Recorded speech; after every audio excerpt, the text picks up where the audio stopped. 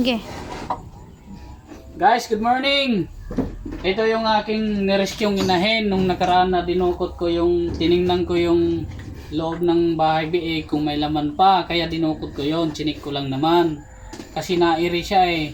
Ngayon wala, nalaman ko. Kaya pala siya iri ng iri, nagtitibi, tumigas ang pupo. Kaya doon ko naman sa puwet kinuha yung mga tae na iba. Minasage ko sa ilalim para makautot yung inahin. Dahil hindi talaga kakain at hindi tatayo pagka masama ang lasa. Ibig sabihin masama ang lasa, masama ang pakiramdam.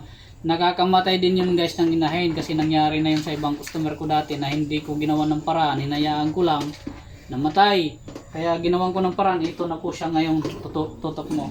Masigla na po ang inahin. At ito po ang mga biig. Yan. Yan, tingnan mo.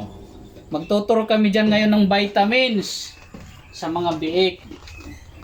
Guys ha, wag na kayong mag-alala. Ito na po siya ngayon. Masiglang masigla. Yun lang po guys. Salamat.